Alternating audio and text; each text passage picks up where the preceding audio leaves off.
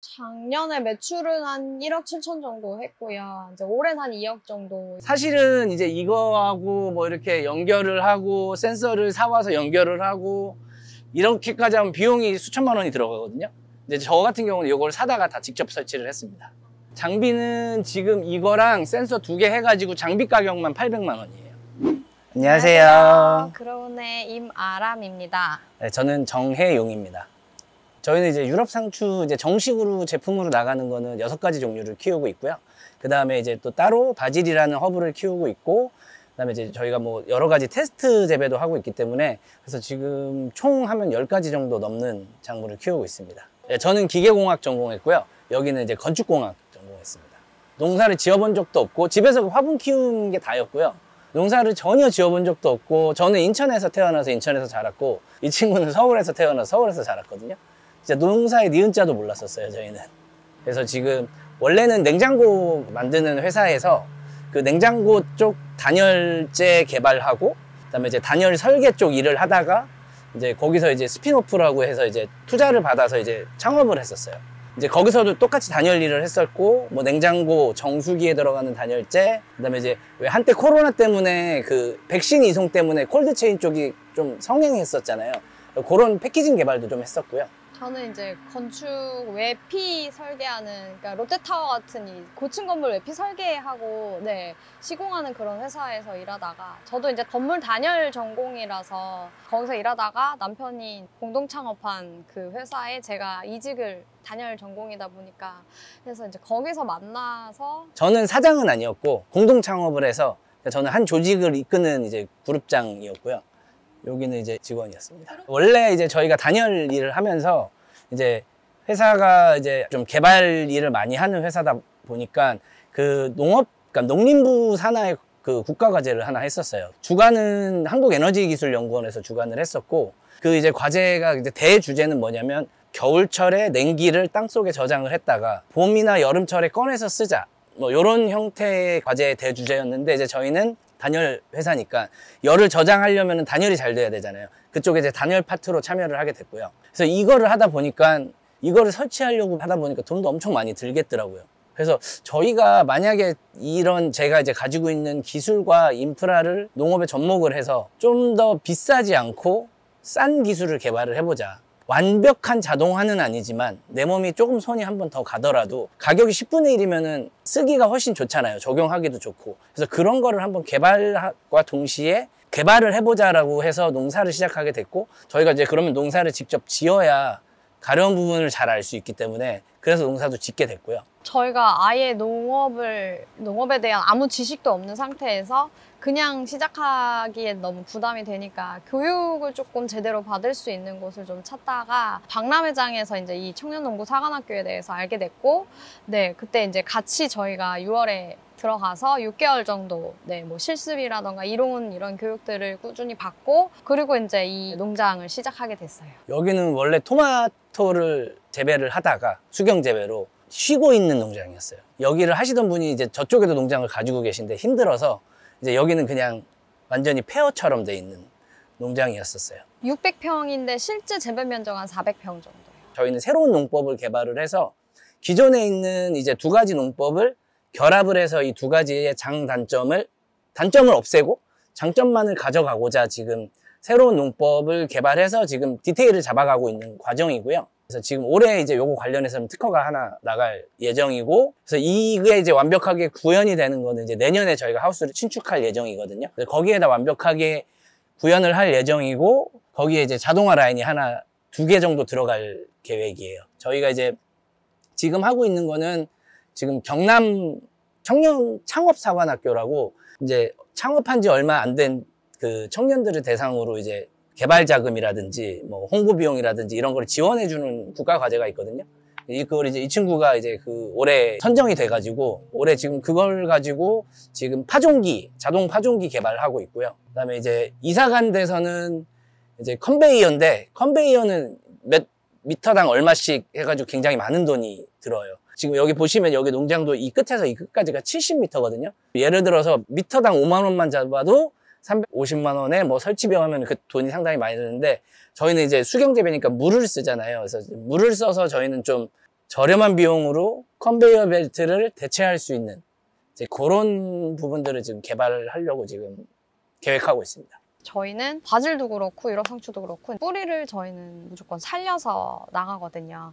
그러면 이 제품들이 엄청 신선하게 오래 보관이 돼요. 냉장고에 뿌리가 있으니까, 그러니까 죽은 게 아니고 살아있으니까 냉장고에 보관했을 때 한 달 이상 신선하게 놓고 먹을 수 있다, 뭐 이런 후기들이 저희 이제 그 스마트 스토어에 가시면은 그렇게도 하고, 그런 분들은 아파트 식탁이나 부엌에다 저거를 컵에다 물꽂이를 해놓고 내가 밭이 있는 것처럼 이렇게 해서 거기서 직접 따먹기도 하시고, 아니면 저희 무농약이다 보니까 애들 보고 네가 직접 따서 먹으라고 하면 애들은 또 야채 안 먹는 애들 또 재밌고 쓴맛도 적고 하니까 그런 것들을 좀 되게 매력적으로 봐주시더라고요. 봄, 가을에 이제 출하가 많이 되는 시즌은 다른 데들이 너무 저렴하게 요즘 판매를 하고 있어서 저희도 단가를 어쩔 수 없이 낮출 수밖에 없더라고요. 그렇다고 저희가 뿌리가 있다고 해서 엄청 다른 데보다 가격이 비싸거나 그렇진 않아요. 그때 딱 그 한참 습한 계절이 와서 녹균병이 싹 돌았어요. 하우스에. 다 병들어서 이렇게. 그럴 때 병이 왔을 때는 싹 제거를 해야 됩니다. 그래서 그때 이제 농장에 있는 모든 식물을 다 제거를 하고 농장을 전체적으로 소독을 한번 하고요. 한 달 반을 사람 써서 버렸거든요. 버리는 다 버리는 거를. 네, 너무 많아서. 왜냐면 이게 버린다고 끝이 아니고 작물을 잘라서 버리고 분리를 해야 돼요. 그러니까 식물하고 그다음에 이제 또 따로 쓰레기하고 그다음에 또 뭐 이런 판이나 이런 걸 또 닦아야 되니까 또 세척해야 되고 그다음에 이제 여기도 이제 베드도 다 물 빼가지고 청소하고 소독하고. 네. 그러니까 저 같은 경우는 이제 공동 창업을 해서 아무래도 아시겠지만 동업, 옛날에 이제 동업이라고 했잖아요. 이게 이제 사람 간의 그 스트레스와 그다음에 이제 정치를 해야 되는 저는 정치를 굉장히 싫어하는 사람이라 정치를 해야 하는 어쩔 수 없는 상황, 이런 것들이 없어서 저는 마음이 되게 편해요. 사실 돈은 그때가 훨씬 잘 수입은 그때가 훨씬 낫죠. 왜냐면 지금 저희는 아직 자리를 잡아가는 과정이기 때문에 아직 규모도 좀 작고, 원래는 저희 여기 테스트 베드 하려고 임대를 했거든요. 어쩌다 보니 지금 여기서 지금 수익을 내고 있기는 한데, 작년에 매출은 한 1억 7천 정도 했고요. 이제 올해는 한 2억 정도. 여기서 나올 수 있는 건 한 2억 정도가 최대일 것 같고, 저희가 이제 내년에 신규 하우스를 지어서 한 2배 정도 확장을 할 예정인데, 그러면 작물이 거기는 그러니까 여기는 저희가 임시로 이렇게 저희가 고안한 그 시스템이 정말 될까? 근데 이거 팔로는 어떻게 팔지? 그래서 이제 여기에서 시작하려고 이렇게 최소한의 돈으로 이제 여기서 하다 보니까는 그 한 2배 정도 면적으로 가면 한 3배 정도 이제 수확량은 늘어날 예정이고, 아까 말씀드렸듯이 저희는 이제 자동화라기보단 반자동화를 하되 최소한의 안에 시설비를 들여서 그런 거를 할 수 있는 거를 그 하우스에다가 검증을 할 거거든요. 그러면 이제 거기에 들어가는 설비 만드는 것도 기성품들 있잖아요. 그냥 어디서든 볼 수 있는 스티로폼이라던가 각파이프 이런 것만 가지고 이게 다 구현이 될 수 있게. 그래서 뭐 앞으로는 이제 저희 말고 다른 청년들이 와서 정착할 때도 좀 이런 것들을 같이 알려주고 좀 비용적으로도 좀 도움이 될 수 있게, 그런 게 꿈이에요. 저희 지금 출근은 8시에 하고 퇴근은 5시에 하고는 있지만 뭐 그 이후에 이제 뭐 배달 일도 하고 있고, 또 아까 말씀드린 이제 뭐 서류 작업도 해야 되고 설계도 해야 되고 뭐 이런 여러 가지 일들을 하고 있고요. 뭐 또 행사 나가게 되면 또, 그래서 사실 하루 8시간이라고 보기는 좀 어렵긴 하죠. 예, 아직 애기도 봐야 되고 또 애기한테도 추억을 만들어줘야 되니까 적어도 토요일은 쉬고요. 아까 이제 저희가 바질 페스토하고 크림치즈는 저희가 일요일 날 잠깐 출근을 해서 바질을 수확을 해요. 저희는 당일 수확 당일 가공이거든요. 그래서 일요일 말만 그 수확하러 잠깐 나와요. 그래서 그거 수확한 거 가지고 일요일 날 만드는 일까지는 일요일 날 하고 있습니다. 엽채류를 수경 재배하는 방법은 크게 2가지가 있어요. 하나는 물을 이제 수조라고 하잖아요. 수조에 물을 완전히 채워놓고 정식 판을 이제 물에 띄워서 하는 방법이 있고요.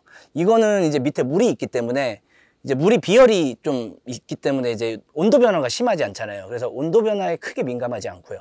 또 예를 들어서 전기가 나가서 양입기가 고장나서 물이 안 들어와요. 그래도 미리 밑에 있기 때문에 그런 이제 사고가 날 위험이 적고요. 대신에 이제 뿌리가 완전히 물에 잠겨 있다 보니까 뿌리 호흡이 잘 안 돼서 성장이 좀 느리다는 단점이 있어요. 그리고 또 한 가지는 물이 완전히 없는 상태에서 밑에서 물을 쫄쫄쫄 주는 방식이 있는데 이거는 완전히 반대예요. 밑에 물이 없기 때문에 온도 변화에 좀 민감하고요. 그다음에 전기가 나가서 양액기가 작동을 안 해서 물을 안 주면 이제 더운 여름철에는 몇 시간만 해도 사고가 일어날 수 있고요. 대신에 이제 반면에 뿌리가 완전히 공기 중에 노출되어 있기 때문에 뿌리 호흡이 좋아서 성장에는 좋다는 장점이 있어요.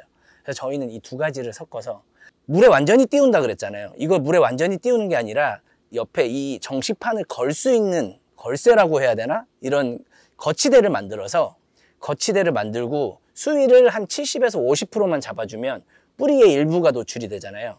그래서 그렇게 해서 숨을 쉬게 해주고 밑에 또 물이 있기 때문에 물에 완전히 띄우는 방식의 장점은 또 채용을 하고 그래서 물이 들어올 때 이제 제가 아까 2시간에 한 번씩 물을 준다고 말씀을 드렸는데 물이 들어오는 시간에 수위가 완전히 차요.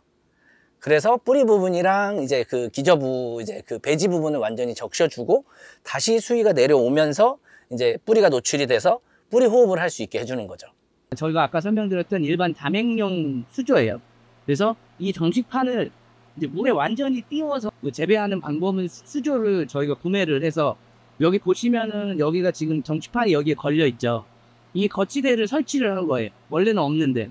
그래서 이렇게 거치대를 설치함으로써 이제 일반 다육경의 70%의 수위만 유지를 해서 이렇게 지금 뿌리가 일부 이제 그 물에 담기지 않고 노출이 돼서 뿌리 호흡과 동시에 다맥경의 장점을 가져갈 수 있게 해놓은 거죠. 저희가 아까 이제 그러니까 다맥경의 70% 수위를 잡는다고 말씀을 드렸는데 그 수위를 맞추기 위해서 지금 이게 일반적으로 쓰는 PVC 이게 아마 30mm짜리 PVC 배관일 거예요. 그걸 이용해서 지금 이만큼의 수위를 유지할 수 있게 꼽아 놓았고요. 그래서 저희가 지금 2시간에 한 번씩 물이 들어가는데 이 정도의 수위가 유지를 하고 있다가 2시간이 돼서 물이 들어가면 수위가 다맥경만큼 쭉 올라와서 뿌리를 한번 적셔주게 되고 그 다음에 이제 여기 있는 파이프를 통해서 이제 물이 빠져나가게 되죠. 여기 보시는 이 장비가 저희 하우스에 이제 하우스를 컨트롤하는 메인 이제 컨트롤러 컴퓨터의 역할을 한다고 생각하시면 되고요. 지금 하우스 안쪽에 이제 내부 센서가 있어요. 그 내부 센서는 하우스 안에 광량, 온도, 습도, CO2 농도 이런 정보들을 실시간으로 측정을 해서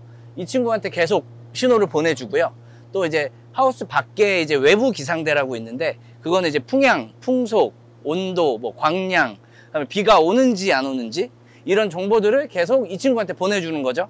그러면 저는 이제 이 친구는 계속 이거를 그 정보를 미국에 있는 서버로 올려보내요. 그러면 이제 미국에 있는 그 서버에 있는 데이터를 가지고 제가 이제 그 서버에 접속을 해서 프로그램에서 온도가 어떨 때는 어떤 액션을 취해라, 뭐 습도가 어떨 때는 어떤 액션을 취해라 이런 조건들을 제가 설정을 해 놓으면 그러한 조건을 받는 대로 이제 신호를 줘서 측창을 열든지 뭐 스크린을 치든지 이런 액션을 자동으로 할 수 있게 해주는 연산 장치입니다. 지금은 상추는 좀 추운 걸 좋아해요. 그래서 지금 저희는 18도가 되면 이제 측창이 열리기 시작하고요. 그때 30% 열게 세팅을 해놨고 그 다음에 20도가 되면 50% 열게 세팅을 해놨고 그 다음에 22도가 되면 100% 다 열게 그렇게 세팅을 해놨습니다. 장비는 지금 이거랑 센서 2개 해가지고 장비 가격만 800만 원이에요. 사실은 이제 이거하고 뭐 이렇게 연결을 하고 센서를 사와서 연결을 하고 이렇게까지 하면 비용이 수천만 원이 들어가거든요. 근데 저 같은 경우는 이걸 사다가 다 직접 설치를 했습니다. 여기 보시면 이제 저희 지금 하우스의 온도하고 습도, 이제 VPD라고 해서 이거는 이제 포화 수증기와 현재 수증기의 차이? 뭐 같은 요런 정보가 있고요. 그 다음에 여기 보시면 하우스 내부의 이산화탄소 농도, 그 다음에 이제 요거는 이제 하우스 내부의 광량, 그 다음에 요거는 바깥 온도, 그 다음에 바깥의 광량, 그 다음에 요거는 풍속하고 풍향, 그 다음에 비가 지금 안 온다고 표시가 돼 있죠. 그런 정보들이 나와 있고요. 그리고 여기 보시면 이제 천창, 측장, 그 다음에 이중창, 그 다음에 이제 스크린 요 정도를 지금 요 ICT로 컨트롤하고 있고요. 지금 보시면 뭐 온도가 35도로 너무 덥기 때문에 다 열어놨고, 그 다음에 이제 스크린 같은 경우는 햇빛을 가려주는 역할, 그러니까 겨울에는 보온 덮개, 그러니까 이불 같은 역할을 하고요. 그래서 지금 열이 어느 정도는 빠져나가게 10% 정도만 열어놓은 상태예요. 그러니까 여기서 보시면 지금 First Closed라고 있는데, 그러니까 이거는 그냥 닫아라라고, 그러니까 오토로 해놓으면 제가 이렇게 세팅해놓은 값에 의해서 자동으로 움직이고 제가 그냥 닫고 싶으면 그냥 이렇게 해서 여기서 First Closed를 누르면 보시면 측창 내려오죠. 그래서 이제 이거를 내려놓고 뭐 열어놓고 집에서는 이제 CCTV를 통해서 잘 열렸는지 보는 거죠. 요거는 지금 저희가 직접 제작한 발악인데요. 지금 이제 어제 포습을 해서 지금 작물들이 이제 이 안에서 발화가 되고 있고요. 이 발화를 하는데 가장 중요한 거는 온도하고 습도거든요. 그래서 이 안에서 발화하는데 적정한 온도와 습도를 유지시켜주는, 그러니까 일정하게 유지시켜주는 장치예요. 그러니까 지금 보시면은 이 안 내부에는 전구가 달려 있고요. 그다음에 이 뒤쪽에는 그 왜 산업 현장에서 쓰는 그 팔 달린 그 이동식 에어컨 있잖아요. 야외형.